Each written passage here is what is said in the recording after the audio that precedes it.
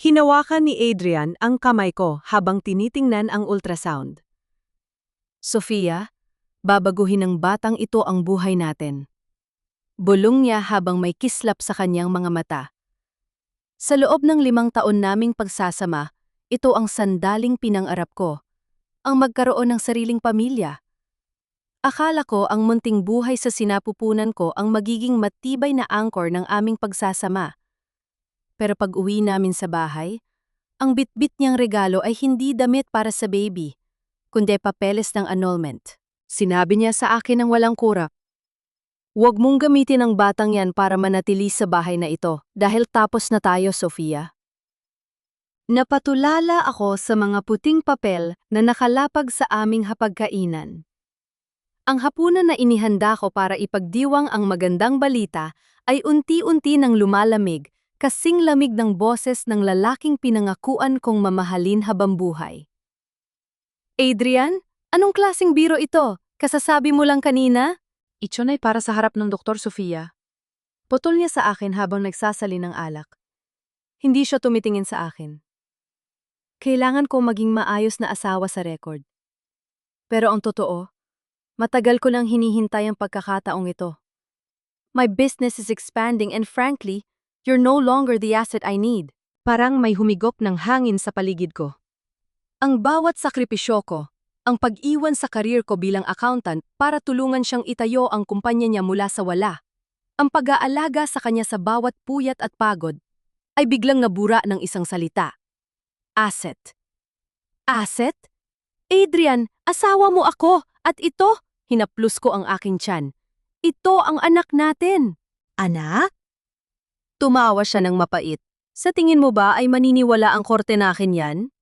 I already have photos of you with your business partners from 3 months ago. Digital age na tayo, Sofia. Madaling gumawa ng kwento na ikaw ang nagtaksil, na ikaw ang gold digger na gustong kumuha ng shares ko. Nanlamig ang buong pagkatao ko. Hindi lang niya ako gustong iwan. Gusto niya akong durugin para wala akong mahini kahit isang sentimo. Ginamit niya ang bawat impormasyong alam niya tungkol sa akin para gawan ako ng bitag. Hayop ka, Adrian. Bulong ko, ang luha ay nagsisimulang pumatak sa aking pisngi. Don't make this harder than it is. Sabi niya habang tumatayo. May mga guard na sa labas. Kinuha ko na ang susi ng kotse mo at ni-freeze ko na ang secondary credit cards mo. You have 10 minutes to pack a bag. After that, this house belongs to its new queen. New queen? Tanong ko sa gitna ng paghitbi. Isabella, ang anak ni Chairman C. Sa kanya ko makukuha ang investment na hindi mo kayang ibigay. Sa gitna ng tindi ng emosyon, isang mabilis na kaisipan ang pumasok sa utak ko. Alam kong hindi ako pwedeng lumabas ng walang kahit ano.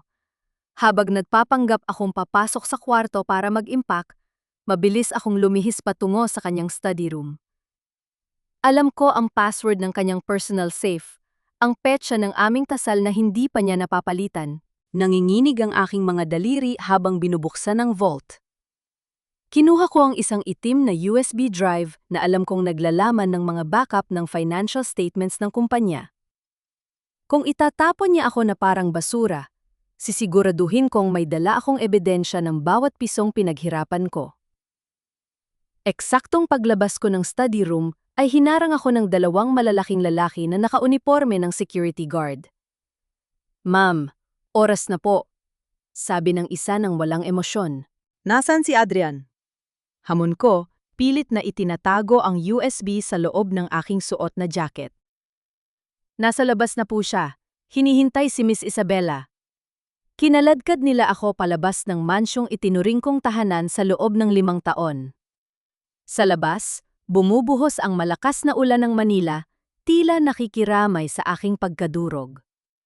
Nakita ko si Adrian sa dulo ng driveway, may hawak na payong. Pinagbubuksan niya ng pinto ang isang babaeng napakaganda at elegant, si Isabella. Lumingon si Adrian sa akin, isang malamig na sulyak bago pumasok sa sasakyan. Ni hindi man lang niya tiningnan ang tiyan ko sa huling pagkakataon. Naiwan akong nakatayo sa ilalim ng ulan, basang-basa, yakap ang aking sarili habang nararamdaman ang munting sipa sa loob ng aking sinapupunan.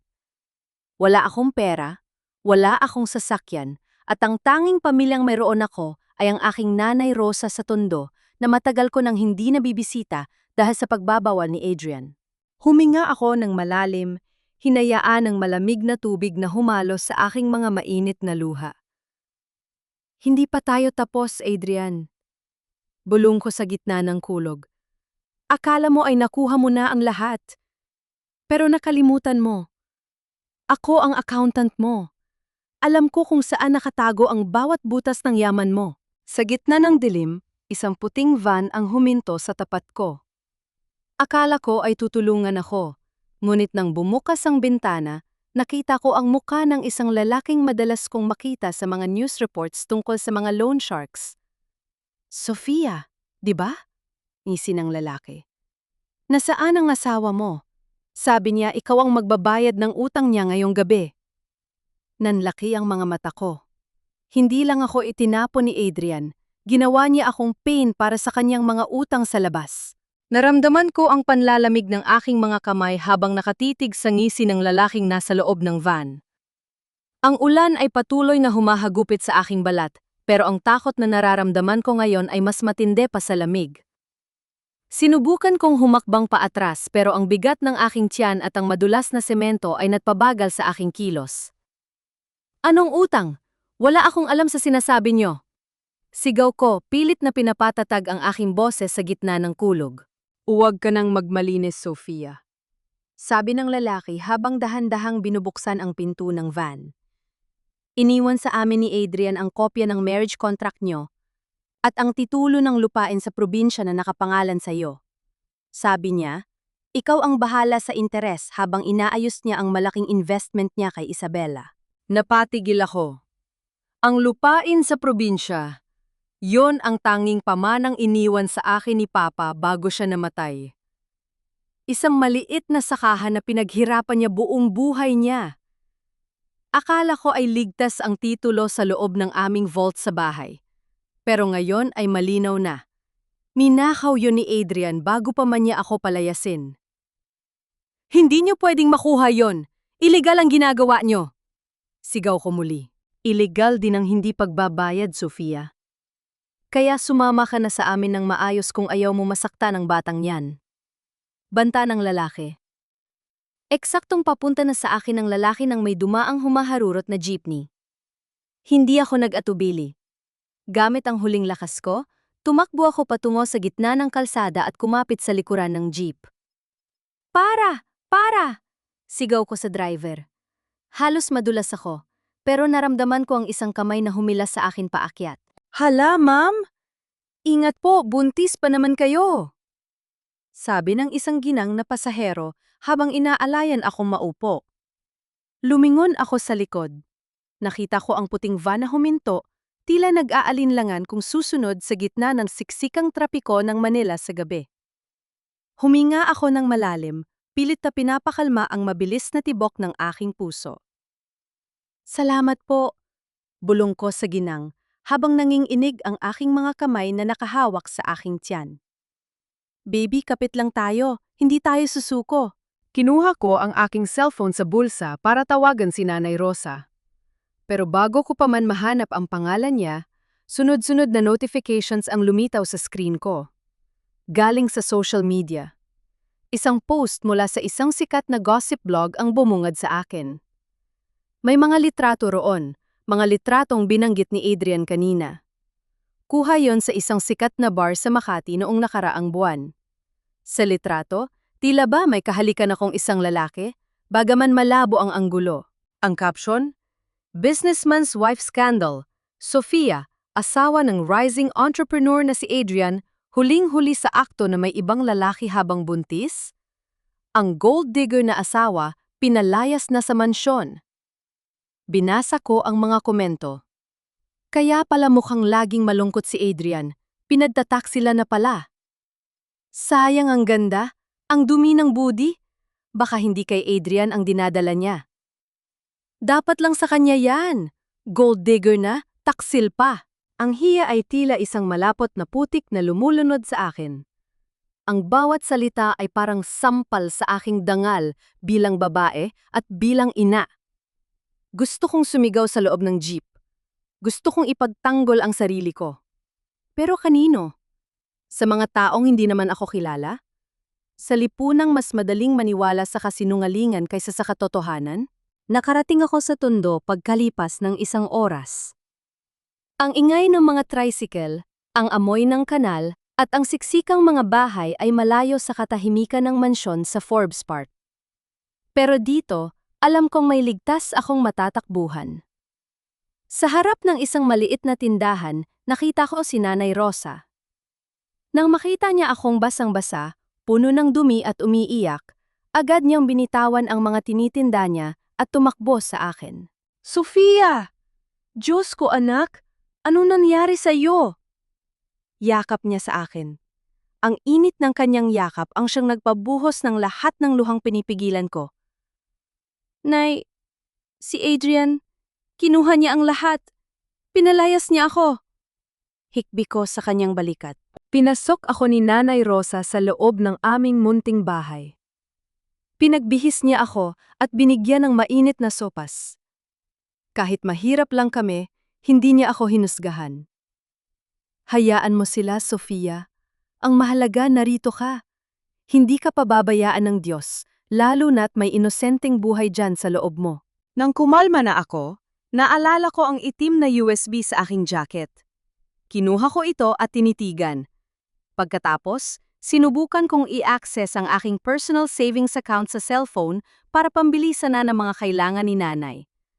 Yon ang perang itinabi ko mula sa huling sahod ko bago ako mag-resign bilang accountant. Pero pag log-in ko, tila tumigil ang mundo ko sa pangalawang pagkakataon na yung gabi. Balance, 0.00. Nakita ko sa transaction history na win-withdraw ang lahat ng pera kaninang hapon lang. May pirma ko raw sa autorisasyon. Isang pirma na alam kong pineke ni Adrian dahil kabisado niya ang bawat galaw ko. Hindi lang niya ako pinalayas, hindi lang niya ako siniraan. Nilimas niya ang bawat sentimong dapat ay gagamitin ko para sa kinabukasan ng anak ko. "Adrian," bulong ko, habang ang aking mga mata ay nag-aapoy na sa galit sa halip na luha. "Akala mo ba ay wala na akong laban? Nakalimutan mo yata kung sino ang nag-aayos ng bawat bookkeeping ng kumpanya mo simula nung mag-umpisa ka sa isang lumang garahe." Binuksan ko ang aking laptop na dala ko rin sa bag. Isinaksak ko ang USB. Habang naglo-load ang mga files, narinig ko ang sipa ng baby sa aking tiyan. "Huwag kang mag-alala, anak," sabi ko sa kanya. "Hindi tayo magpapatalo. Kung ang ama mo ay isang magnanakaw, ang ina mo naman ay ang accountant na magpapatunay kung saan napunta ang bawat nakaw niya." Isang folder sa loob ng USB ang nakapukaw ng atensyon ko. May pamagat itong Isabella Shi, Merger Draft. Binuksan ko ang file at dun ko nakita ang isang bagay na mas malala pa sa inaasahan ko. Si Adrian ay hindi lang pakakasalan si Isabella para sa pera. Siya ay may itinatagong sikreto tungkol sa utang ng kumpanya na balak niyang ipasa sa pamilya ni Isabella. "Nandito ka na sa bitag ko, Adrian?" Ngiti ko ng may pait. "Nayon, sino ang gold digger sa ating dalawa?" Biglang may kumatok ng malakas sa aming pinto. "Sofia! Alam naming nandiyan ka! Lumabas ka kung ayaw mong sunugin namin ang barong-barong na ito." Ang boses ng mga loan sharks. Nahanap nila ako sa Tondo. Ang malakas na kalabog sa aming pinto ay tila balindol na yumanig sa payapang buhay ni Nanay Rosa. Nakita ko ang takot sa kanyang mga mata, ang panginginig ng kanyang mga kamay habang hawak ang isang sandok. Agad akong tumayo at humarang sa harap niya, kahit na ang aking tuhod ay tila bagawa sa jelly sa tindi ng kaba. "Sofia! Huwag kang lalabas!" Bulong ni Nanay Rosa, pero uli na. Marahas na bumukas ang pinto at pumasok ang 3 lalaking malalaki ang katawan. Ang nangunguna sa kanila ay si Gardo, ang lalaking nakita ko sa loob ng puting van kanina. "Ang ganda naman ng taguan mo, Sofia. Akala mo ba ay hindi ka namin mahahanap sa mabahong lugar na ito?" Nisi ni Gardo habang tinitingnan ang paligid ng aming munting bahay. Itinulak niya ang maliit naming lamesa kaya bumagsak ang supas na inihanda ni nanay. Wala kaming pera. Ang asawa ko ang may utang sa inyo. Bakit kami ang ginugulo nyo?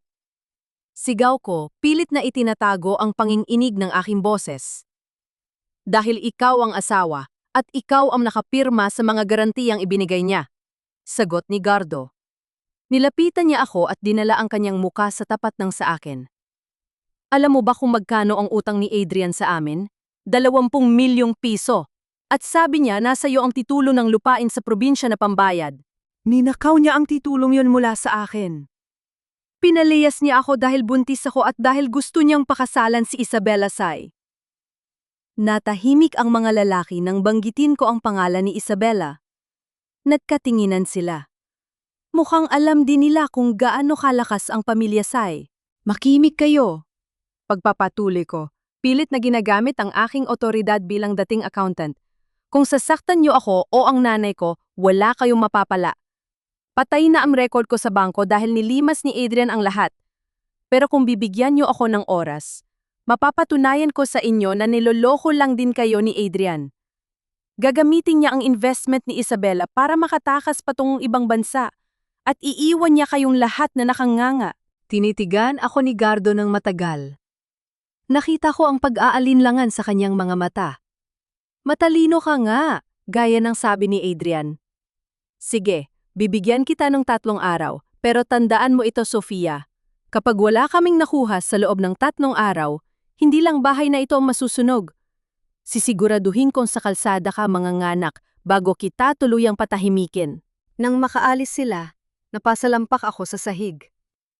Naramdaman ko ang hapdi sa aking sikmura. Sofia! Anak! Mabilis na lumapit si Nanay Rosa at niyakap ako. Nay, patawarin niyo po ako. Nadamay pa kayo sa gulo ko. Hikbi ko. Wala kang kasalanan, anak. Ang mahalaga, ligtas tayo ngayon. Sabi ni nanay habang pinupunasan ang aking mga luha. Magpahinga ka na muna. Bukas, kailangan nating gumising ng maaga. Kinaumagahan, bago pa sumikat ang araw, gising na si Nanay Rosa. Sumama ako sa kanya sa Divisoria. Kahit mabigat ang aking pakiramdam at madalas akong mahilo dahil sa umgen, hindi ko kayang panuurin ang nanay ko na mag-isang magbubuhat ng mga paninda.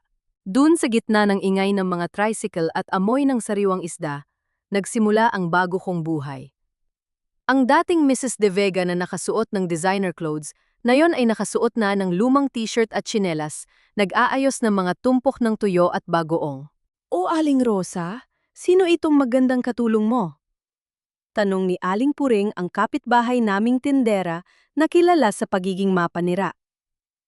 Teka, parang pamilyar ang mukha nito. Hindi ba ito yung nga sa balita sa Facebook? Yung asawa ng mayamang negosyante na nanggaliwa? Naramdaman ko ang mabilis na pag-init ng aking mukha. Ang hiya ay tila isang kutsilyong humihiwa sa aking balat. Napayuko ako habang nararamdaman ang mga mapanuring mata ng mga tao sa palengke. Huwag mong pansinin yan, Sofia. Bulong ni Nanay Rosa. Ang mahalaga, marangal ang ginagawa natin. Pero hindi tumigil si Aling Puring. Sayang naman, Sofia. Masyado ka kasing nang arap na mapunta sa taas. Ayan tuloy, bagsak ka sa putikan. Baka naman totoo yung balita na hindi sa asawa mo yung ginadala mo, kaya ka pinalayas? Nabitawan ko ang hawak kong plastik ng tuyo. Tumingin ako kay Aling Puring ng diretso sa mga mata. Aling Puring, ang putik ay madaling hugasan. Pero ang dumi ng dila, kahit anong mumog mo, hindi mawawala. Magbenta na lang po kayo kaysa pakialaman nyo ang buhay na hindi nyo naman alam ang totoo. Natahimik ang matanda, pero alam kong hindi doon magtatapos ang bulong-bulungan. Sa buong maghapon, tiniis ko ang pagod at ang masakit na likod. Sa bawat sipa ng baby, tila ba sinasabi niya sa akin na wag akong susuko? Para sa iyo ito, anak. Kahit magtinda ako ng tuyo habang buhay, hinding-hindi ko hahayaan na maging katulad ka ng ama mo. Gabi na nang makauwi kami. Habang natutulog na si Nanay Rosa, muli kong binuksan ang laptop ko sa ilalim ng maliit na bumbilya. Kailangan kong tapusin ang pag-audit sa files na nakuha ko sa USB. Doon ko natuklasan ang isang transaksyon na naganap 3 taon na ang nakakaraan. Isang malaking halaga ang inilipat mula sa isang trust fund patungo sa isang offshore account sa Cayman Islands. Ang pangalan ng trust fund? Sofia Valdez de Vega Trust. Nabitawan ko ang aking baso ng tubig. Ang trust fund na yon ay ang iniwan ni Papa para sa akin na dapat ay bubuksan lamang kapag nagkaroon na ako ng sariling anak. Ninakaw ni Adrian ang pondo bago pa man ako mabuntis. Ginamit niya ang pera ko para itayo ang kanyang kumpanya at ngayong malaki na ang kumpanya, itatapon niya ako para mas lalong yumaman sa piling ni Isabela. Biglang tumunog ang aking cellphone, isang unknown number. Dahil sa kaba, sinagot ko ito. Walang nagsasalita sa kabilang linya, pero naririnig ko ang mabigat na paghinga. Pagkatapos, isang boses ng lalaki ang nagsalita, isang boses na hindi kay Adrian at hindi rin kay Gardo. Sofia, makinig kang mabuti. Hindi lang si Adrian ang kalaban mo. Ang pamilya C, alam na nila ang tungkol sa USB na dala mo. Huwag kang magtitiwala kahit kanino, lalo na kay Isabela. Sino ito? Tanong ko, pero naputol na ang linya. Nanginginig ang aking buong katawan. Tiningnan ko ang USB na nakasaksak sa laptop. Kung alam ng pamilya Sai ang tungkol dito, ibig sabihin ay nasa panganib hindi lang ang buhay ko, kundi pati na ang buhay ng anak ko. Maya-maya pa, narinig ko ang mahinang pag-uusap sa labas ng aming bintana. May 2 lalaking nakauniporme ng itim na nakatayo sa tapat ng aming iskinita. Nakita ko ang refleksyon ng liwanag sa isang bagay na hawak nila. Isang baril. Hindi sila loan sharks. Sila ay mga profesional na killers. Nay! Nay, gising! Bulong ko habang nilalapitan si Nanay Rosa. Kailangan nating umalis dito. Ngayon na! Ang bawat tibok ng puso ko ay tila ba naririnig sa buong sulok ng aming maliit na bahay sa Tondo. Hawak ko ang nanginginig na kamay ni Nanay Rosa habang dahan-dahan kaming gumagapang patungo sa likurang bahagi ng aming barong-barong. Sa labas, narinig ko ang mahinang kaluskos ng mga yabag sa basang semento ng eskinita. Alam ko ang amoy ng panganib, at ang amoy na yon ay papalapit na sa amin. Sofia, anong nangyayari? Pabulong na tanong ni Nanay Rosa, ang boses niya ay puno ng takot. Huwag po kayong maingay, Nay. May mga taong naghahanap sa akin, sagot ko. Inabot ko ang aking bag kung saan nakasilid ang laptop at ang itim na USB. Yun lang ang tanging sandata ko sa mundong ito na unti-unti na kaming nilalamon. Sa isang mabilis na galaw, lumusot kami sa maliit na pinto sa likod na humahantong sa tambak ng mga basyo ng bote. Tiniis ko ang hapdi ng pagkakasabit ng aking damit sa mga kalawanging yero. Ramdam ko ang bigat ng aking tiyan. Ang bawat hakbang ay tila ba isang pakikipagbuno sa grabidad. Pero ang instinct ng isang ina na protektahan ang kanyang anak ang nagbigay sa akin ng lakas na hindi ko akalaing mayroon ako. Nakarating kami sa isang maliit na 24-hour internet cafe sa kabilang kanto. Maingay, puno ng usok ng sigarilyo, at abala ang mga kabataan sa paglalaro. Sa gitna ng kaguluhan, doon kami nagtago. Naupo ako sa pinakasulok na computer at agad na isinaksak ang USB. Nay, sandali lang po ito. Kailangan ko lang makita kung bakit nila ako gustong patayin. Sabi ko kay Nanay Rosa, na ngayon ay balot na balot ng lumang jacket at pilit na nagtatago sa anino. Binuksan ko ang file na may titulong Isabela Shi Merger Draft. Bilang isang accountant, ang mga numero sa harap ko ay hindi lang basta mga digit, sila ay mga kwento. Sila ay mga bakas ng krimen. Habang tinitingnan ko ang balance sheet ng kumpanya ni Adrian, unti-unting nanlaki ang aking mga mata. Ang kumpanyang ipinagmamalaki niya, ang kumpanyang itinayo namin mula sa wala, ay isa palang dambuhalang bula. May butas ito na nagkakahalaga ng mahigit 500 milyong piso. Diyos ko, Adrian! Bulong ko. Hindi lang pala asawa ang hanap niya kay Isabela C. Ang balak niyang merger ay isang exit strategy. Plano niyang ipasa ang lahat ng utang at mga illegal na transaksyon ng kumpanya niya sa pamilya C sa oras na mapirmahan ang kontrata. At ang mas malala, Nakita ko ang isang scanned document, isang loan agreement, kung saan ang pirma ko bilang asawa ay ginamit bilang guarantor. Naging malinaw ang lahat. Kung mamamatay ako o mawawala sa eksena, hindi ko na maikakaila ang pirma. Mapupunta sa akin ang sisi ng lahat ng utang habang siya ay nagpapakasarap sa pera ni Isabela sa ibang bansa. Ginamit niya ang pag-ibig ko para gawin akong panangga sa kanyang mga kasalanan. Anak, anong nakita mo? Tanong ni Nanay Rosa habang nakatingin sa screen na puno ng mga spreadsheets. Nay, hindi lang pera ang ninakaw niya. Ninakaw niya ang pangalan ko, ang kinabukasan ng apo niyo, at ngayon, pati ang buhay natin ay itataya niya para lang hindi siya makulong. Sabi ko habang nangingilid ang luha ng galit. Biglang may pumasok na balita sa social media feed ng computer. Isang press release mula sa kumpanya ni Adrian. Official announcement. Adrian De Vega and Isabella Tsai to sign the historic merger this Friday at the Grand Ballroom of Shangri-La. A celebration of love and business excellence. Mumiti ako ng mapait. Sa Biyernes, 3 araw mula ngayon. Yun din ang huling araw na ibinigay sa akin ni Gardo at ng mga loan sharks. Napatingin ako sa folder na naglalaman ng trust fund ko. Binuksan ko ang pinakahuling subfolder at dun ko nakita ang isang PDF file na may pangalang Loan Ateral Bohol Land. Nang buksan ko ang file, muntik na akong mapasigaw. Ang lupain sa probinsya na pilit na kinukuha ng mga loan sharks ay hindi pala diretso sa kanila napunta. Ginamit yun ni Adrian bilang garantiya sa isang transaksyon sa ilalim ng pangalan ng kumpanya ni Isabela Tsai. Ibig sabihin, hindi alam ni Isabela na ang lupang balak niyang tayuan ng resort ay nakaw at may bahid ng dugo at luha ng isang buntis na babae. Adrian, akala mo ay nilaro mo na ang lahat ng baraha mo. Bulong ko habang kinokopya ang lahat ng files patungo sa aking cloud storage. Pero nakalimutan mo ang isang rule sa accounting. Ang bawat entry ay may katapat na luwada. At ako ang magsasagawa ng final audit mo. Naramdaman ko ang muling pagsipa ng baby. Mas malakas na yon, tila ba sumasang-ayon sa aking plano?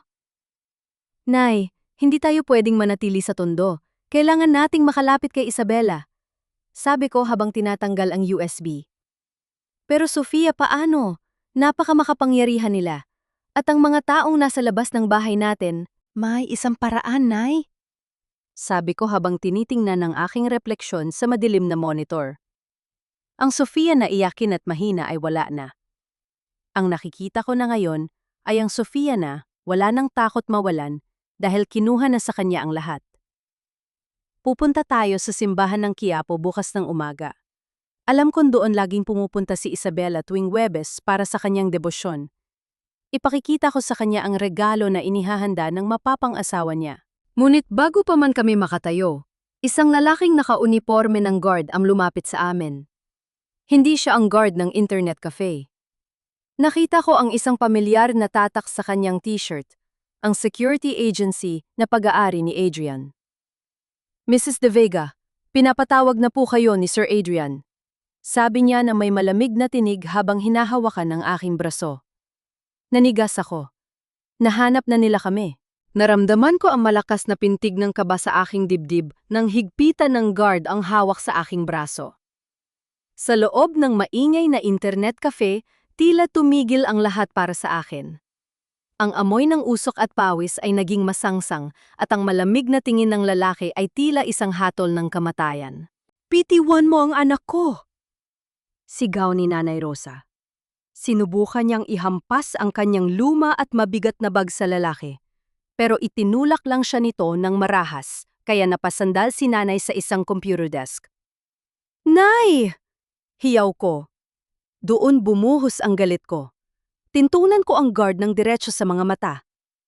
Huwag mo siyang kakamayin. Alam mo ba kung anong ginagawa niyo? Kidnapping ito. Sisigaw ako para malaman ng lahat ng tao rito na mga tauhan kayo ni Adrian De Vega na nanggigipit ng buntis. Nag-alinlangan ng guard, tumingin siya sa paligid.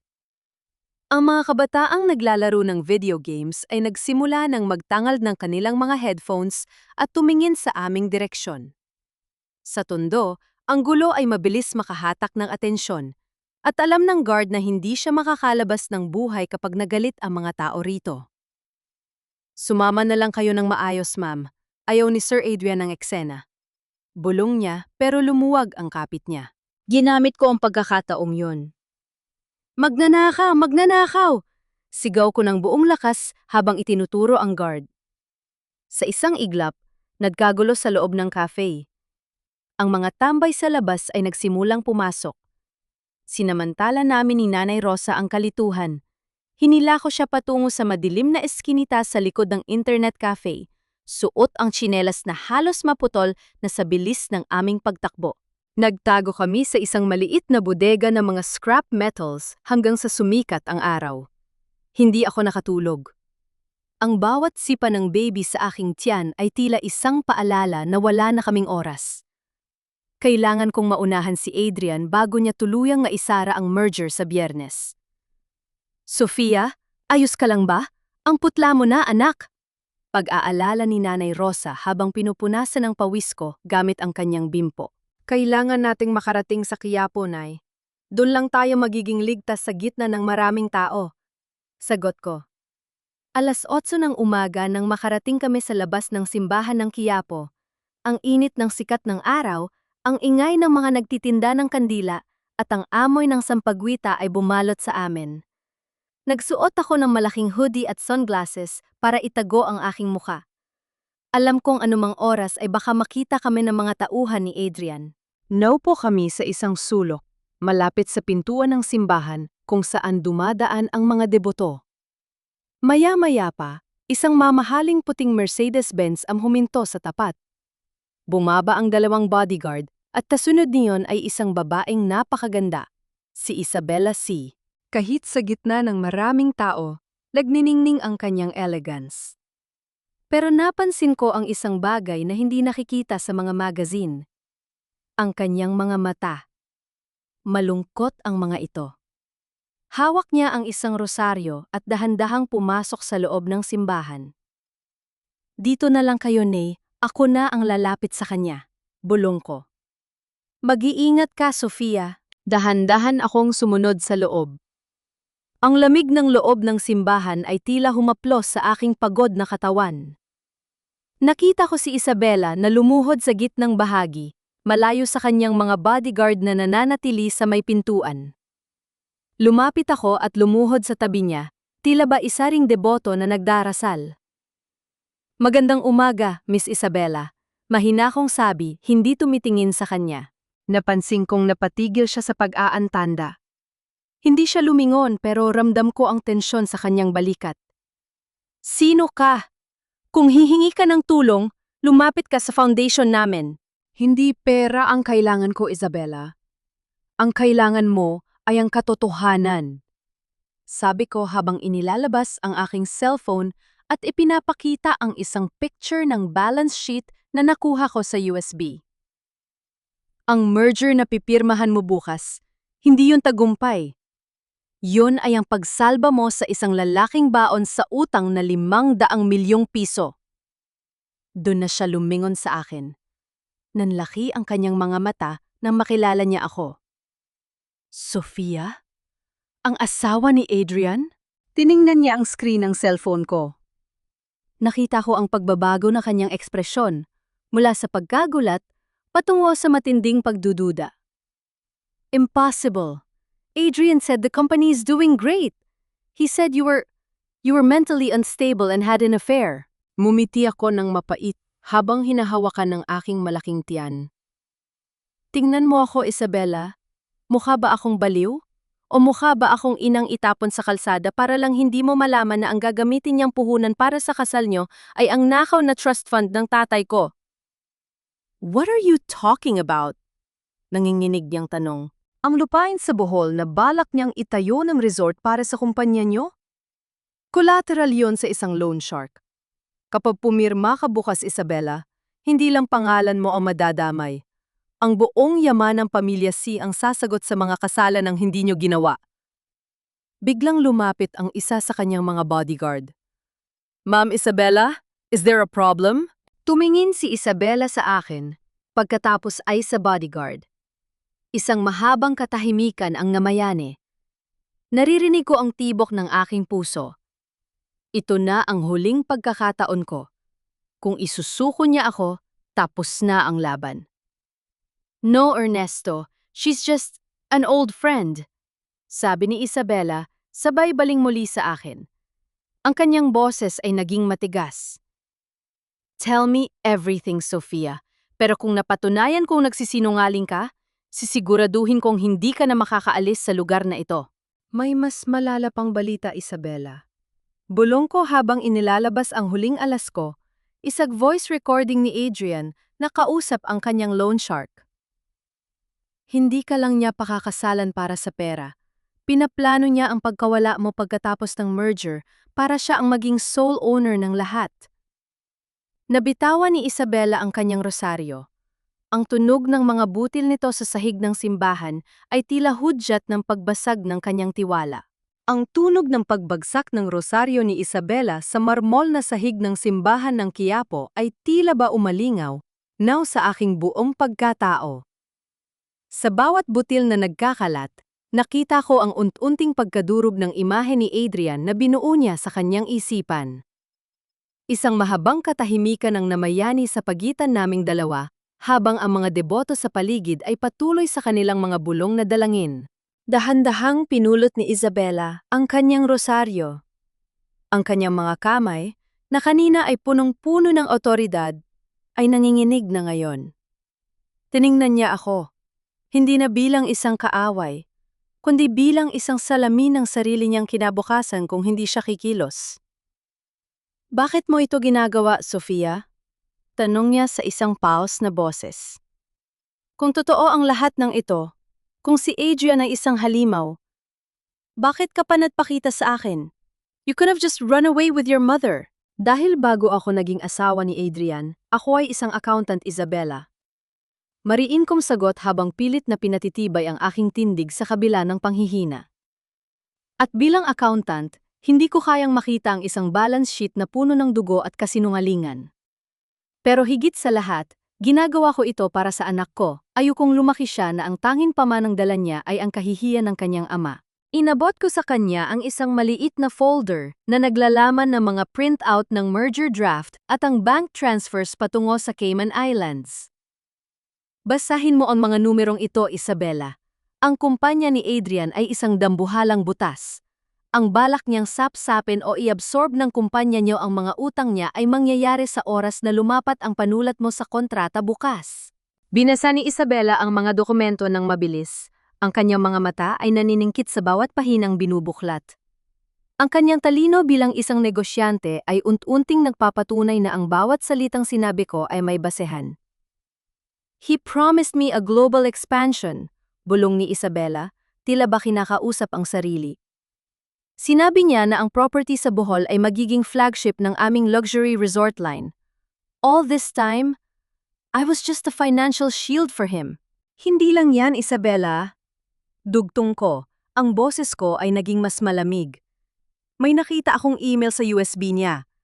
Nakikipag-upap siya sa isang lawyer sa Singapore tungkol sa pag-aayos ng iyong life insurance at ang paglilipat ng lahat ng assets mo sa kanya sa oras na maging incapacitated ka. Hindi ka lang niya gagamitin para sa pera, Isabela. Balak kanyang alisin sa eksena kapag nakuha na niya ang gusto niya. Isang mapait na tawa ang kumawala sa mga labi ni Isabela. Tumingin siya sa dambana ng Nazareno, tila ba humihingi ng tawad sa sariling pagkakamali. Akala ko ay nahanap ko na ang lalaking mamahalin ako sa kabila ng yaman ko.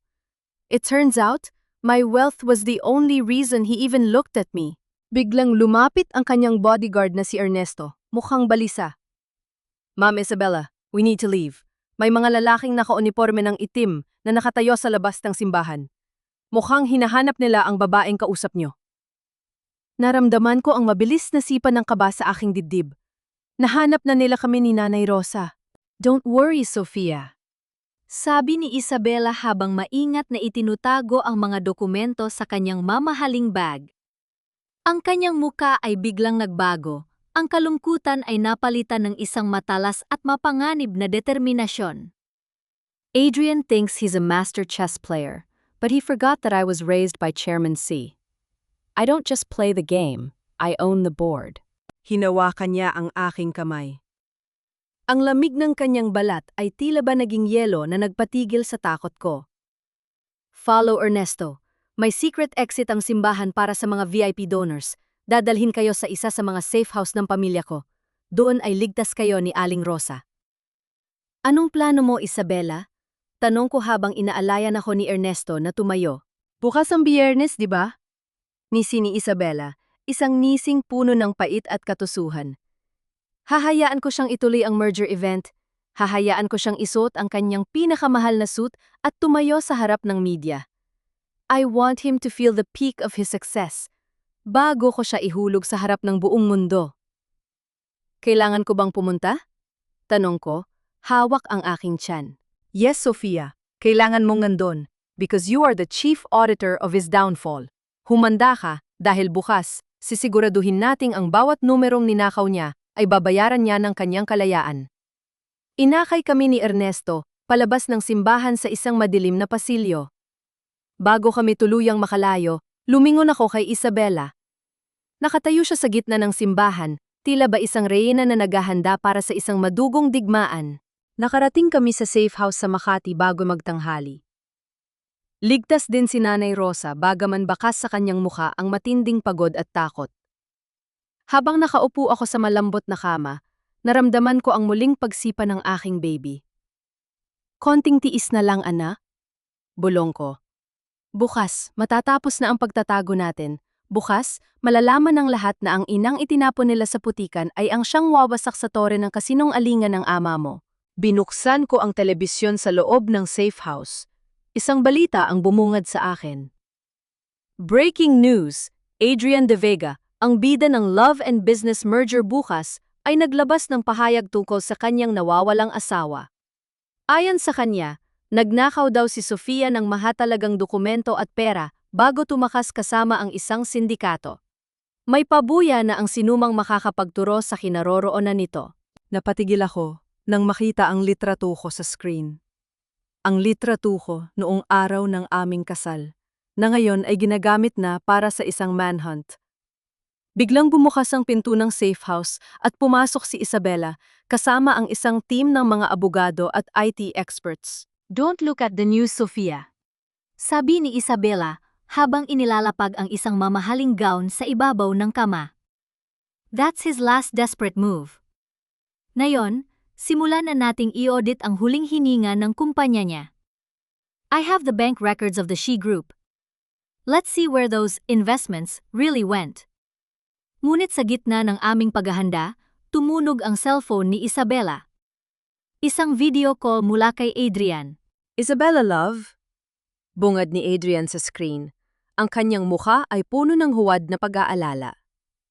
May mga balita na nakita ka raw sa Quiapo kanina na may kausap na babaeng buntis.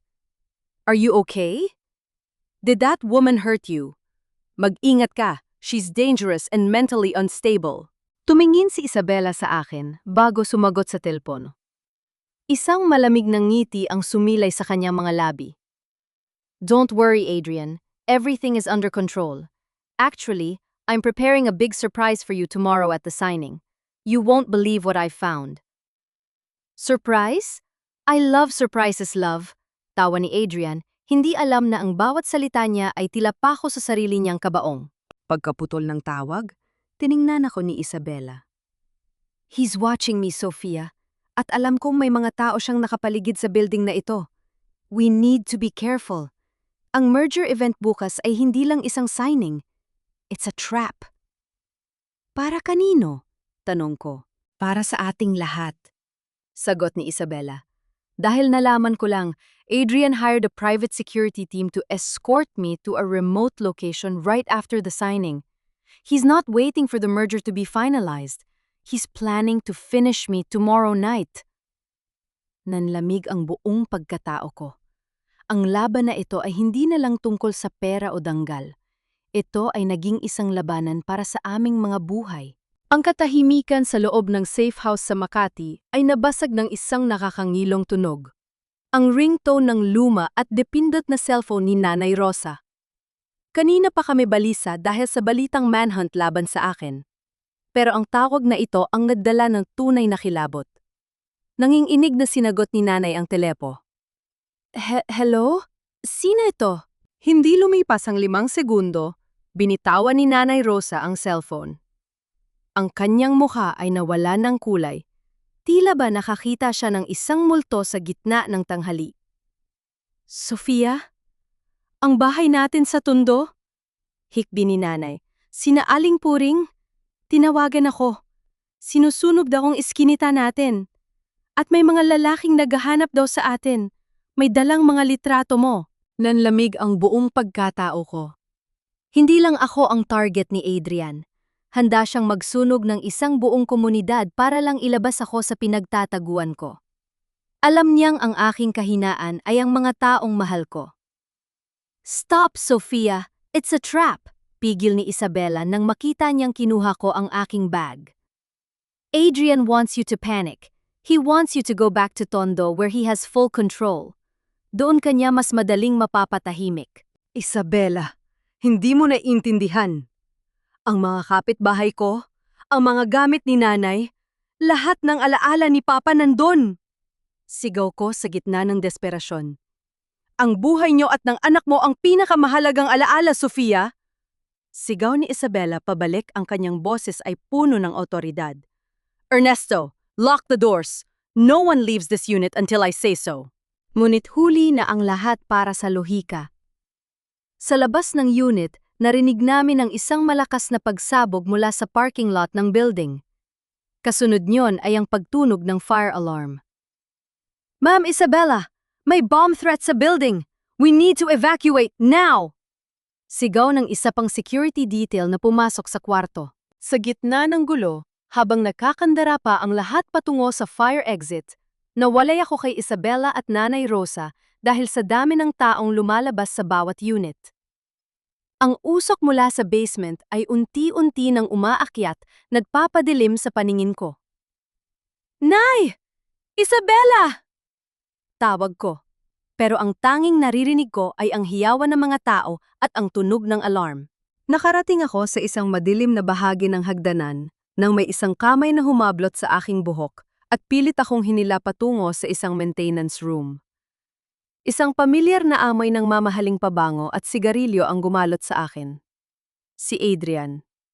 Hindi na siya ang Adrian na nakasuot ng plantsadong suit. Lukot ang kanyang polo, maggulo ang buhok, at ang kanyang mga mata ay nanlilisik sa galit at puyat. Hawak niya ang isang baril na may silencer. Akala mo ba matatalo mo ako, Sofia? Bulong niya, ang boses ay parang galing sa kailaliman ng lupa. Akala mo ba sapat na ang pakikipag-alyansa sa babaeng yan para wasakin ang lahat ng pinaghirapan ko? Adrian, maawa ka. Ang anak mo ito. Pakiusap ko habang nakahawak sa aking tiyan. Ana? Sinabi ko na sa'yo, Sofia. Hindi ko kailangan ng anak mula sa isang hamak na accountant lang. I need power. I need the Sai legacy. Dinigipan niya ako ng isang malakas na sampal, kaya tumama ang ulo ko sa pader. Nasaan ang USB? Nasaan ang mga kopya ng bank transfers? Wala sa akin. Kay Isabella na ang lahat.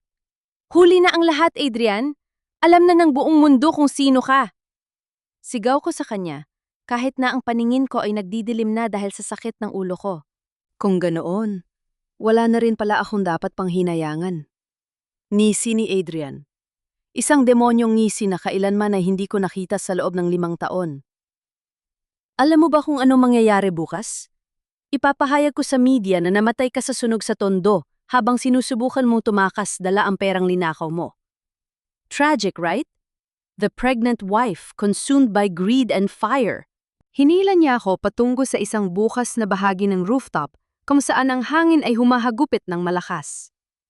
Sa ibaba, nakikita ko ang mga ilaw ng Makati, napakalayo, tila ba nagpapaalam na sa akin. Sobra-sobrang ibinigay ko sa iyo, Sofia. Pinatira kita sa Forbes. Pinakain kita ng masasarap. Pero ikaw pa ang naging anay sa kumpanya ko. Bulyaw niya habang dinidiin ang baril sa aking no. Dahil ang kumpanya mo ay binuusan nakaw na pera ng tatay ko, gante ko. Sa tindi ng galit, binuhat ni Adrian ang kanyang kamay para itulak ako ng marahas. Mamatay ka na, Sofia! Isama mo na yung bata niyan sa impyerno! Isang malakas na tulak ang naramdaman ko. Nawalan ako ng balanse.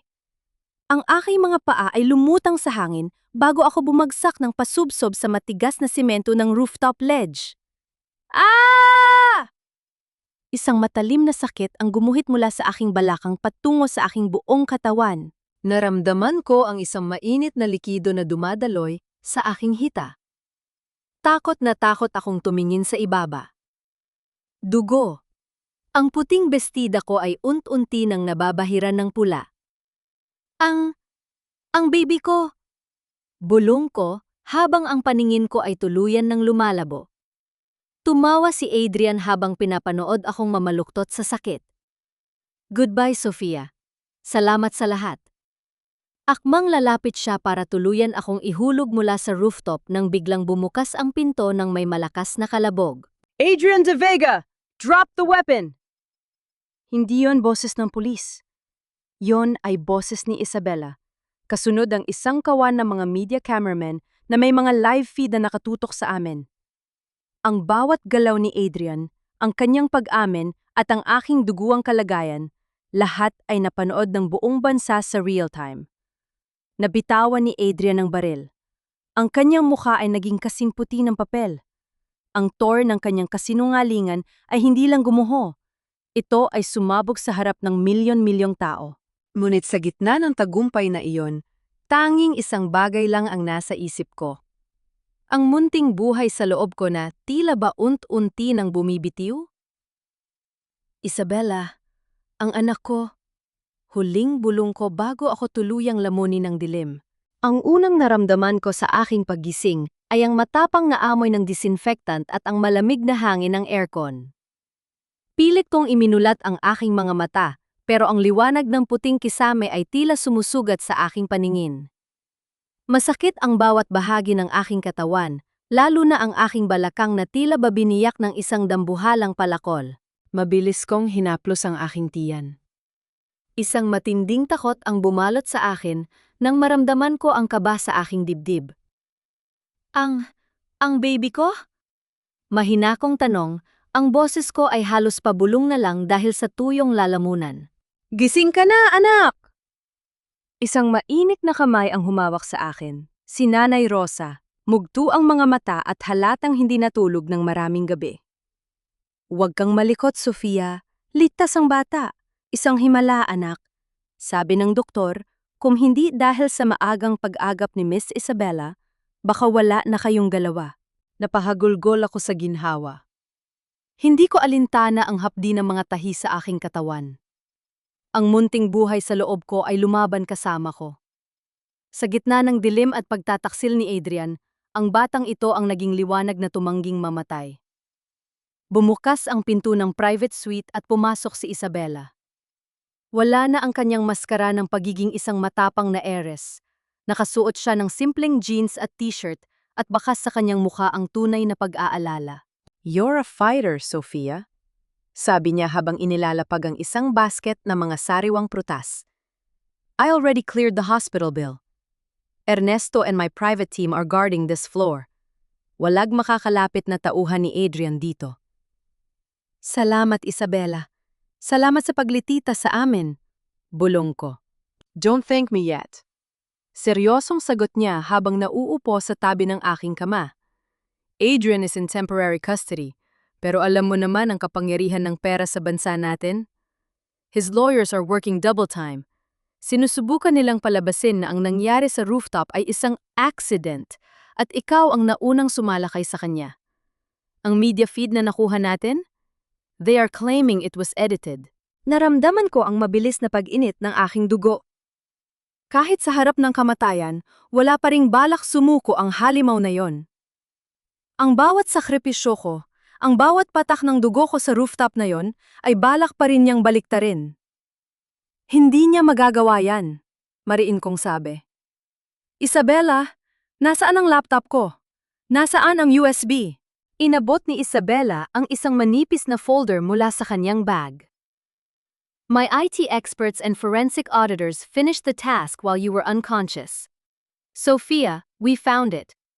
Ang original digital certificate ng trust fund ng tatay mo, Adrian didn't just forge your signature. He used a sophisticated software to replicate it. We found the logs, the IP addresses, and the exact timestamp kung kailan niya ninakaw ang pera mo. Tinitigan ko ang mga dokumento. Ang bawat numero, ang bawat pirma na dati ay akala ko'y simbolo ng aming pagmamahalan, na yon ay malinaw na ebidensya ng kanyang kasalanan. Nakita ko rin ang mga litrato ng lupain sa Bohol. Ang lupaing balak niyang ibenta sa mga loan sharks para lang masustentuhan ang kanyang wad na imperyo. Isabela, bukas na ang schedule ng merger signing, di ba? Tanong ko habang pinipilit na maupo sa kabila ng sakit. Yes, and Adrian still thinks the event will proceed. His PR team is spinning the narrative na nasa ospital ka lang dahil sa pregnancy complications at siya ay isang nagdadalamhating asawa. He's planning to sign the papers tomorrow morning and fly straight to Singapore. Hindi niya magagawa yon. Sabi ko ng may malamig na determinasyon. Tumingin ako kay Nanay Rosa at nakita ko sa kanyang mga mata ang takot, pero tumango siya bilang pagsang-ayon. Ang martyr na si Sofia ay namatay na sa rooftop na yon. Ang nakabangon ngayon ay ang Sofia na binuo ng bawat numerong ninakaw sa kanya. Isabela, kailangan ko ng isang pabor. Hiling ko. Gusto kong nandoon ako sa Shangri-La bukas, hindi bilang biktima, kundi bilang auditor ng huling hininga ng kumpanya niya. Sofia, delikado. You just had a major trauma, paalala ni Isabela. Ito ang huling audit ko, Isabela. Niiti ko ng may pait.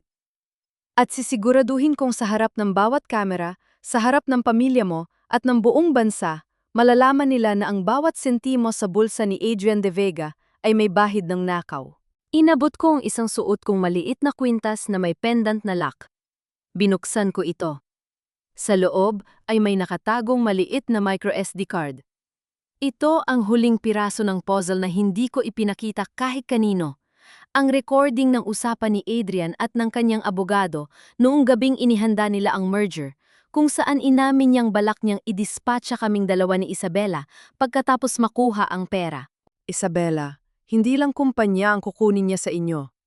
He was planning your funeral the moment you said yes to the merger. Nanlamig ang buong silid sa sinabi ko. Maging si Isabela ay napahawak sa kanyang braso. Ang alyansang ito ay hindi na lang tungkol sa katarungan para sa akin. Ito ay tungkol sa kaligtasan nating dalawa. Hapunan nang tuluyan akong makatayo mula sa kama sa tulong ng mga nurse. Ang bawat hakbang ay parang tinutusok ng mga karayom. Pero sa bawat pagsipa ng baby, nararamdaman ko ang sapat na lakas. Tiningnan ko ang sarili ko sa salamin.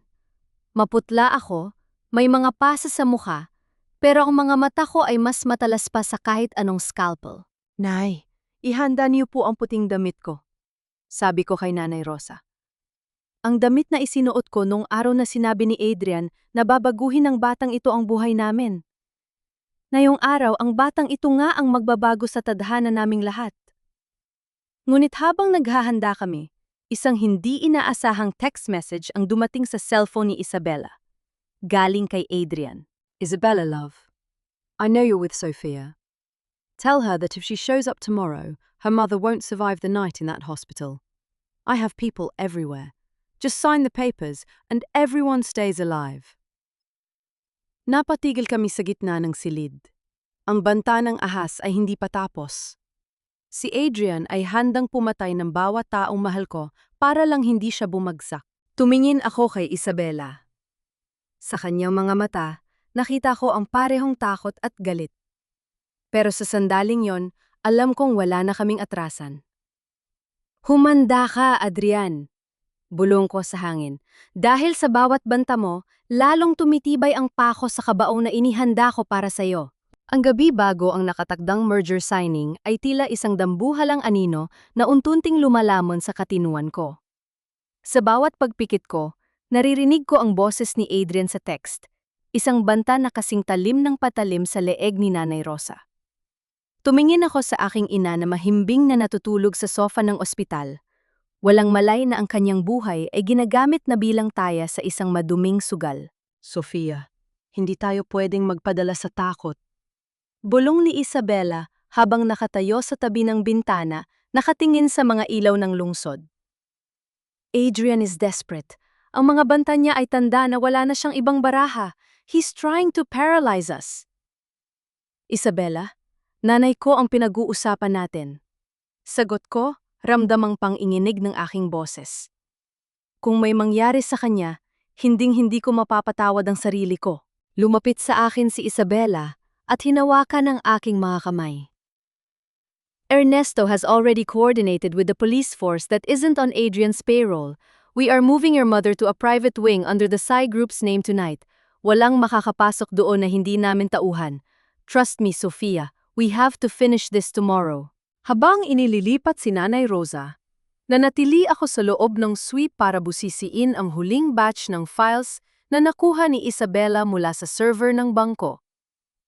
Doon ko natuklasan ang tunay na dahilan kung bakit desperado si Adrian na ituloy ang merger. Hindi lang ito tungkol sa utang. Ang kumpanya niya, ang De Vega Global, ay ginagamit pala bilang front para sa isang malaking money laundering scheme ng mga loan sharks na si Gardo. Ang bawat investment na ipinagmamalaki niya ay perang galing sa illegal na droga at sugal na kailangang linisin sa pamamagitan ng merger sa Psy Group. Kapag pumirma si Isabela, ang pamilya Psy ang magiging mukha ng isang dambuhalang krimen. Kaya pala, handa siyang pumatay. Bulong ko habang tinitingnan ang listahan ng mga peking subcontractors. He's not just a failed businessman, he's a criminal. Madaling araw na nang matapos ko ang aking final audit, gumawa ako ng isang report na hindi kayang pabulaanan ng kahit sinong abogado. Bawat entry, bawat transfer, at bawat peking pirma ay naka-highlight. Ito na ang huling pako sa kabaong ni Adrian. Pagdating ng umaga, isinuot ko ang aking puting damit. Sa salamin, nakita ko ang isang babaeng hindi ko na halos makilala. Ang aking mga mata ay malalim ang itim sa ilalim, pero ang apoy sa loob niyon ay mas maliwanag pa sa sikat ng araw. Hinaplos ko ang aking tiyan. Anak, ngayon ang araw ng paghuhukom. Sasaksihan mo kung paano babawiin ng nanay ang danggal nating dalawa. Nakarating kami sa Shangri-La Fort bago mag-alas 10. Ang hotel ay punong-puno ng mga reporter, mga negosyante, at mga bodyguard. Ang bawat sulok ay tila may mga matang nakamasid. Nakita ko ang mga streamer na may mukha ni na Adrian at Isabela. A union of power and passion. Nais ko mang masuka. Pinanatili ko ang aking composure. Ma'am Isabela, nandito na po ang mga pulis na escort natin, sabi ni Ernesto sa radyo. Pero bago kami makapasok sa Grand Ballroom, isang grupo ng mga lalaking nakauniporme ng pulis ang humarang sa amin sa lobby. Ang nangunguna ay si Captain Reyes, isang opisyal na madalas kong makitang ka-golf ni Adrian. Mrs. Sofia De Vega? Tanong ni Reyes ng may formal na boses. May warrant of arrest kami para sa'yo. Kinakasuhan ka ng asawa mo ng theft and estafa involving company funds. Kailangan mo sumama sa amin sa presinto ngayon din. Nanlamig ang buong katawan ko. Lumingon ako kay Isabela. Isabela, Captain, this is a private matter and my lawyers are here. Sabat ni Isabela, pero mabilis siyang hinarangan ng mga tauhan ni Reyes. Miss Sai, huwag kayong makialam sa operasyon ng batas, banta ni Reyes. Ang warrant na ito ay valid. Mrs. De Vega, huwag na kayong gumawa ng eksena sa harap ng media. Nakita ko sa kabilang dulo ng lobby si Adrian. Nakasuot siya ng mamahaling barong, nakangiti habang may kausap na reporter. Nang magtama ang aming paningin, bahagya siyang tumango at itinaas ang kanyang baso ng champagne. Ang kanyang mensahe ay malinaw. I won! Kinaladkad ako ng mga pulis palayo sa Grand Ballroom. Ang bawat sulyap ng mga tao ay tila ba humihiwa sa aking balat. Ang hiya na pilit kong nilampasan ay muling bumalik. Mas masakit. Mas mapait. Huwag niyo akong hawakan! Buntis ako! Sigaw ko. Pero hindi sila nakinig. Isinakay nila ako sa isang itim na patrol car na nakaparada sa gilid ng hotel. Pero nang sumara ang pinto at umandar ang sasakyan, napansin kong hindi kami patungo sa presinto. Pinatahak namin ang daan patungo sa isang abandonadong bodega sa labas ng lungsod. Saan niyo ako dadalhin? Hindi ito ang daan papuntang presinto. Hiyaw ko sa driver. Hindi sumagot ang pulis. Sa halip, lumingon siya sa akin at tinanggal ang kanyang cap. Hindi siya pulis. Siya ay si Gardo, ang loan shark na nagbanta sa amin ni Nanay Rosa. Sabi ni Adrian, masyado ka raw matalino, Sofia. Nisi ni Gardo habang may hawak na syringe. Kaya kailangan nating siguraduhin na hindi ka makakarating sa signing. Don't worry, hindi kita papatayin agad.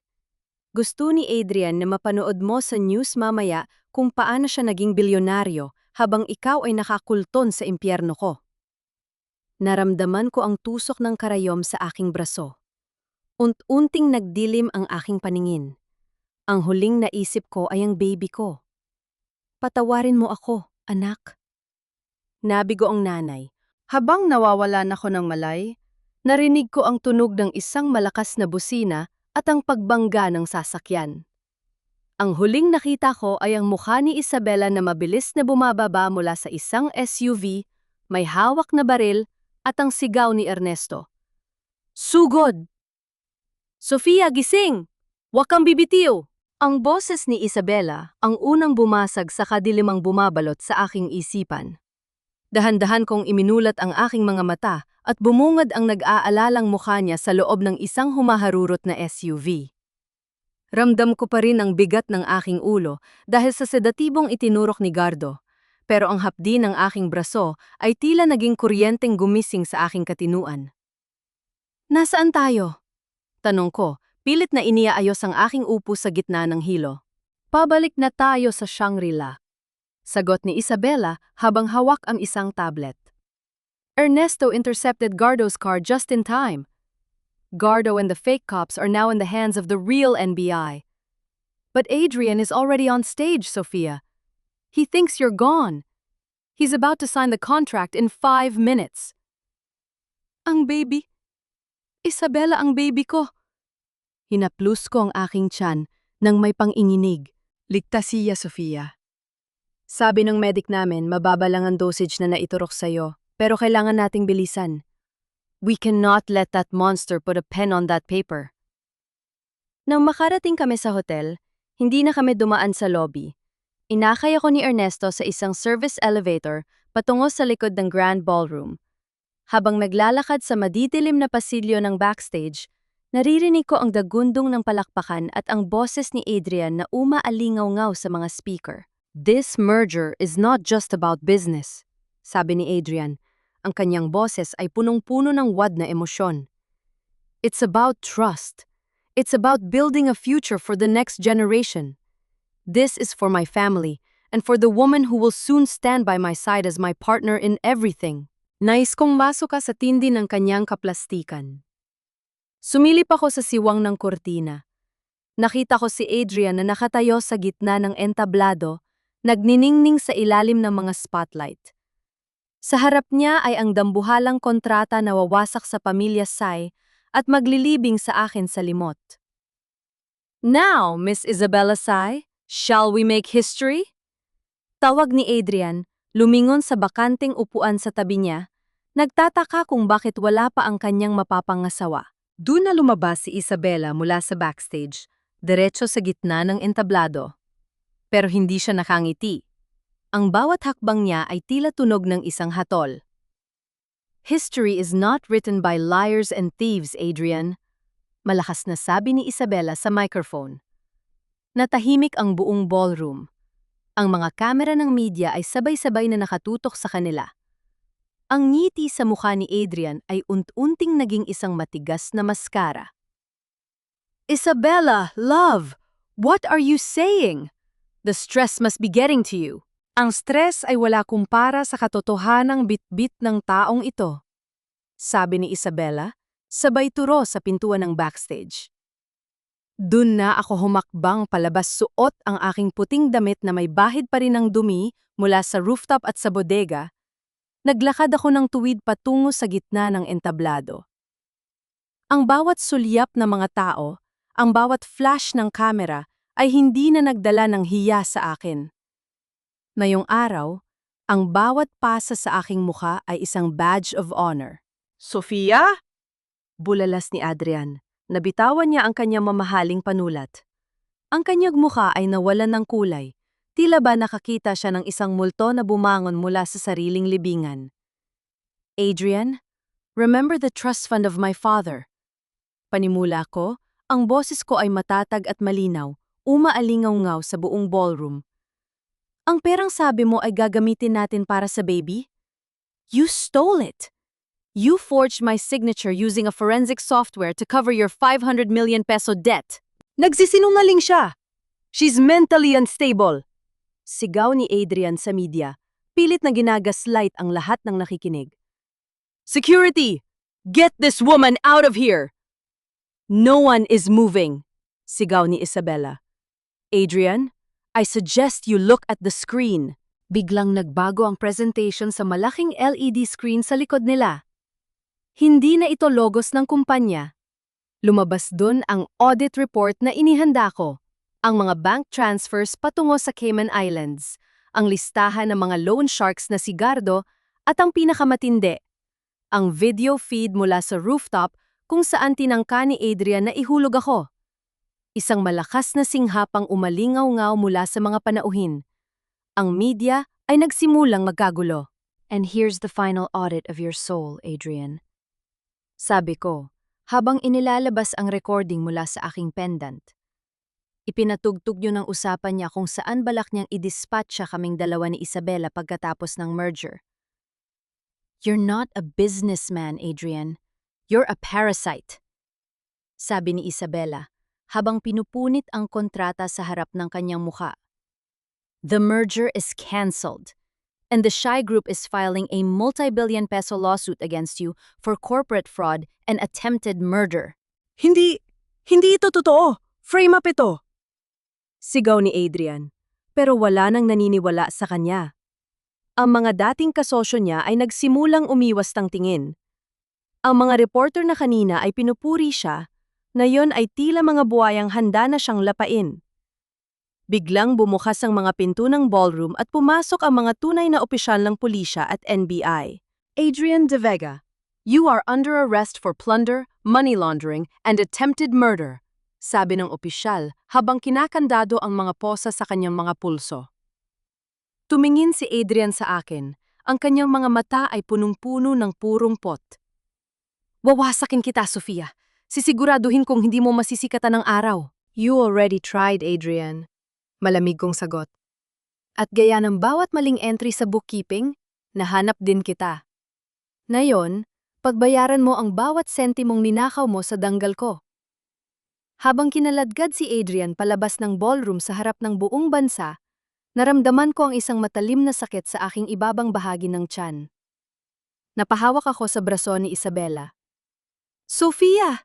Anong nangyayari? Tanong niya ng may kaba. Ang baby, bulong ko. Tumingin ako sa sahig, pumutok na ang aking panubigan.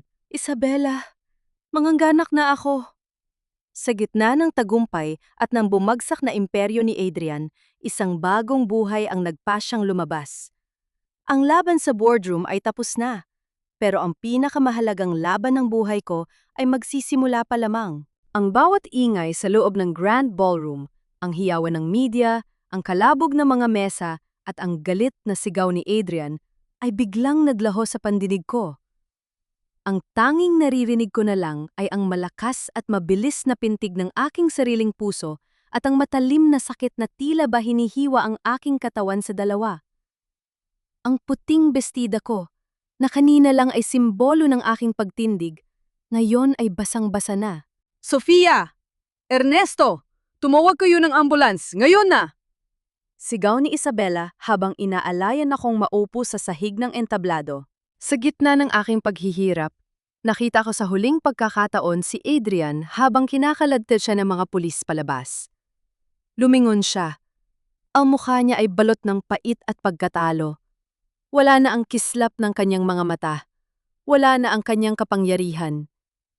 Ang lalaking akala niya'y hari ng mundong ito ay isa na lamang ordinaryong kriminal na hinahamak ng bawat taong nakasaksi sa kanyang kataksilan. Isabella? Hawak ko ng mahigpit sa braso niya. Ang baby. Kailangang maging ligtas ang baby. Lalaban kayo, Sofia. Gaya ng ginawa mo nitong mga nakaraang araw, hindi ka bibitaw. Sagot ni Isabella, at sa unang pagkakataon, nakita ko ang tunay na luha sa kanyang mga mata. Dinala ako sa St. Luke's Medical Center sa ilalim ng mahigpit na seguridad ng pamilya Sai. Ang bawat kontraksyon ay tila paalala ng bawat sakripisyong pinagdaanan ko, ang puyat sa pag-audit, ang takot sa rooftop, at ang hapdi ng pagtataksil ng asawa. Ngunit sa bawat pagiray ko, ang nasa isip ko ay hindi si Adrian, kundi ang aking ama at ang pangarap niya magkaroon ako ng masayang pamilya. Isa pa, Mrs. De Vega, kaya mo yan! Sigaw ng doktor. Ginamit ko ang huling natitirang lakas sa aking pagkatao. Sa isang malakas na hiyaw na tila ba, naglalabas ng lahat ng pait ng nakaraang 5 taon. Narinig ko ang isang tunog na nagpabago sa aking mundo. Isang malakas na iyak. Ang iyak ng isang sanggol na nagpapatunay na ang buhay ay laging nananaig sa gitna ng kamatayan. It's a boy, Sofia. Isang napakagwapong baby boy. Bulong ng doktor habang inilalapag ang aking anak sa aking dibdib. Nang madama ko ang init ng balat ng aking anak at ang munting paghawak ng kanyang mga daliri sa aking kamay, doon ko naramdaman ang tunay na kapayapaan. Ang bawat numero sa balance sheet ni Adrian ay walang kwenta kumpara sa bigat ng munting buhay na ito. Gabriel? Gabriel Valdez. Bulong ko sa kanyang pangalan. Ang pangalan ng aking ama. Sa kanya magsisimula ang isang bagong legacy. Isang legacy na hindi binuo sa nakaw, kundi sa katotohanan. Isang linggo ang lumipas. Habang nakaupo ako sa private suite ng ospital, pumasok si Nanay Rosa dala ang mga gamit ng baby. Kasunod niya si Isabella na may dalang isang diaryo. Sofia, ito na ang huling balita tungkol sa asawa mo, sabi ni Isabella habang inilalapag ang diaryo sa mesa. Ang headline, De Vega Global Declared Bankrupt. Adrian De Vega faces life imprisonment. Ayon sa balita, hindi lang pala ako at si Isabella ang biktima niya. Marami pang ibang subcontractors at maliliit na negosyante ang niloko niya. Maging ang loan shark na si Gardo ay kumanta na sa NBI para mapababa ang kanyang sentensya, ibinulgar ang lahat ng dumi ni Adrian. Ang mansyon sa Forbes, ang mga sasakyan, at ang bawat asset ni Adrian ay ni-sequester na ng gobyerno at ng Sai Group para pambayad sa mga utang nito. Wala na siyang natira, Sofia. Sabi ni Nanay Rosa habang hinahaplos ang aking buhok. Maging ang kanyang sariling ina ay itinakwil na siya dahil sa kahihiyang binala niya sa pamilya nila. Karma nga naman, anak. Dagdag ni Nanay. Ang tao gumamit ng danyetsa para manira ng iba, siya ang nawala ng danyot sa dulo. Tumingin ako sa bintana, sa malawak na langit ng Manila. Hindi ko maramdaman ang saya sa pagbagsak ni Adrian. Ang nararamdaman ko ay ginhawa. Ginhawa dahil sa wakas, wala na akong kailangang itago. Wala na akong kailangang katakutan. Sofia, may isa pa akong balita. Sabi ni Isabella, ang boses niya ay naging seryoso. The Sai Group Board of Directors has a proposal. We are creating a new auditing firm that focuses on forensic accounting and financial protection for women in business. We want you to head it. After everything you've done, your name is now synonymous with integrity. Napatigil ako. Tumingin ako kay Gabriel na mahimbing na natutulog sa kanyang crib. Ang Sofia na accountant ay muling nabuhay, pero sa pagkakataong ito, hindi na siya magtatrabaho sa anino ng isang lalaki. Magtatrabaho siya para protektahan ng iba pang kababaihan na posibleng dumanas ng katulad ng sa kanya. Tatanggapan ko yan, Isabella, ngiti ko, pero may isang kondisyon. Ano yon? Gusto kong ang pangalan ng firm ay Valdez and Associates, para kay Papa. Habang magkayakap kaming dalawa ni Isabela, naramdaman ko ang muling pagsisimula ng aking buhay. Ang bawat sugat ay naghilom na, at ang bawat numerong ninakaw sa akin ay naibalik na. Hindi lang sa bangko, kundi sa aking danggal. Ngunit sa gitna ng aming kasiyahan, isang nurse ang pumasok sa kwarto at may iniabot na isang maliit na sobre. Para po sa inyo, Mrs. De Vega, galing daw po sa isang jail guard sa crime. Nanginginig kong binuksan ang sobre. Isang pirasong papel na may sulat kamay ni Adrian. Sofia, hindi pa tapos ang audit natin. Baka nakakalimutan mo, may isang account ka pang hindi na o-open.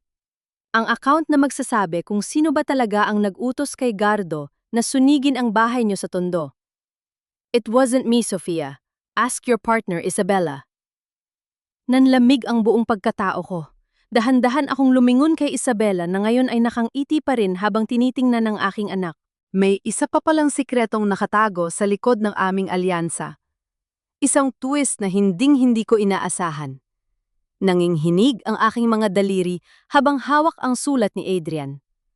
Ang bawat salita roon ay tila ba muling nagsisindi ng apoy na tumupok sa aming bahay sa Tondo. Dahan-dahan kong inangat ang aking paningin kay Isabella. Nakatayo siya sa tabi ng crib ni Gabriel, maamo ang muka at tila isang anghel na nagbabantay sa aking anak. Sofia? Bakit biglang namutla mukha mo? Tanong ni Isabella. Ang boses niya ay puno ng malambing na pag-aalala. Inabot ko sa kanya ang sulat. Pinanood ko ang bawat paggalaw ng kanyang mga mata habang binabasa ang bawat linya. Naramdaman ko ang katahimikan ng buong silid.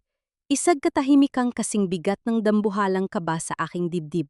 Huminga ng malalim si Isabella. Hindi siya umiwas ng tingin.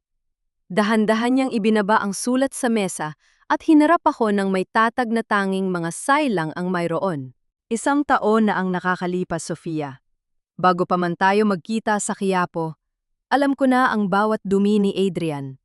Panimula ni Isabella. Alam kong gagamitin niya ang gardo na yan para saktan ka. My security team was monitoring them. Noong gabing masunog ang eskinita nyo, hindi ako ang nag-utos na silaban ng bahay nyo. Pero, hindi ko rin pinigilan ang tensyon. Ano? Halos pabulong kong tanong. Isabella, bakit? Dahil kailangan kitang ilabas sa Tondo. Pag-amin niya. At nakita ko ang isang butil ng luha sa kanyang mata. Adrian had you cornered. Kung nanatili ka roon, papatayin ka niya at walang makakahanap sa bangkay mo. I let the pressure build up so you would have no choice but to run to a place where I could accidentally find you. My team was there to ensure Nanay Rosa was safe. But the fire... It was Gardo's desperation. Patawarin mo ako, Sofia. I manipulated the situation because I needed an ally as much as you needed a savior. Natahimik ako. Naramdaman ko ang muling pagsikip ng aking dibdib. Sa mundong ito ng kapangyarihan, maging ang pagkakaibigan ay may bahid ng kalkulasyon. Kinuskos ko ang aking mga palad na puno ng kalyo mula sa pagtitinda ng tuyo. Isabella. Tawag ko sa kanya. Ang boses ko ay matatag na ngayon. Sa accounting, may tinatawag kaming full disclosure. Lahat ng utang, lahat ng asset kailangang ilatag. You chose to save me, but you also chose to play with a fire that destroyed my memories of my father. My alliance with you is based on the truth we fought for on that rooftop. I know. Tapat na sagot ni Isabella. Kaya nga, bago mo tanggapin ang Valdez and Associates, gusto kong malaman mo na binili ng Psy Group ang buong block ng eskinita nyo sa Tondo. We are rebuilding it as a socialized housing project named Valdez Heights. At ang bawat pamilyang nawalan ng bahay dahil sa gulo ni Adrian, sila ang unang magkakaroon ng titulo. It's my way of balancing the books, Sofia. Napatinin ako kay Gabriel na ngayon ay nag-uunat sa kanyang pagtulog. Doon ko napagtanto. Ang katarungan ay hindi laging perpekto. Minsan, ito ay parang isang sugat na kailangang linisin bago tuluyang maghilom. Consider the books closed, Isabella, sabi ko. Pero mula sa araw na ito, walang secret accounts sa pagitan natin dalawa. I will head the firm. I will protect other women, pero gagawin ko ito bilang kapantay mo, hindi bilang biktima mo. Ngumiti si Isabella, isang tunay na ngiti ng respeto. I expected nothing less from the woman who took down Adrian de Vega. Isang taon ang mabilis na lumipas. Nakatayo ako sa harap ng isang modernong building sa Makati. Sa entrance, nagniningning ang gold letters ng Valdez and Associates, Forensic Auditing. Sa loob ng opisina, maayos ang lahat. Wala nang amoy ng disinfectant ng ospital o lansa ng palengke. Ang suot ko ay isang plansadong executive suit, pero sa loob ng aking drawer, nakatago pa rin ang lumang tsinelas na isinuot ko noong tumakas ako sa tundo. Paalala na ang aking dignidad ay hindi nanggaling sa pangalan ni Adrian, kundi sa putik na nilampasan ko. Ma'am Sofia, handa na po ang report para sa case ni Mrs. Santos. Tawag ng aking sekretary. Another husband trying to hide assets during pregnancy. I'll be there in 5 minutes, sagot ko. Bumukas ang pinto at pumasok si Nanay Rosa, karga ang isang makulit at malusob na Gabriel na ngayon ay natututo ng lumakad. Sofia, anak, tumawag ang abogado. Bulong ni Nanay Rosa habang iniaabot ang isang baso ng tubig. Final na ang hatol kay Adrian. Life imprisonment without parole. Sinubo niyang mag-appeal pero lahat ng dating kasosyo niya ay tumistigo na laban sa kanya. Tumingin ako sa litrato ni Papa sa ibabaw ng aking mesa. Payapa na tayo, Tay. Ang legacy niyo ay hindi lang pera. Ito ay katarungan. Sa dulo ng bawat audit, ang balanse ay laging lumalabas. Ang kasamaan ni Adrian ay nagdala sa kanya sa madilim na rehas habang ang aking sakripisyo ay nagbunga ng isang bagong buhay at isang misyon.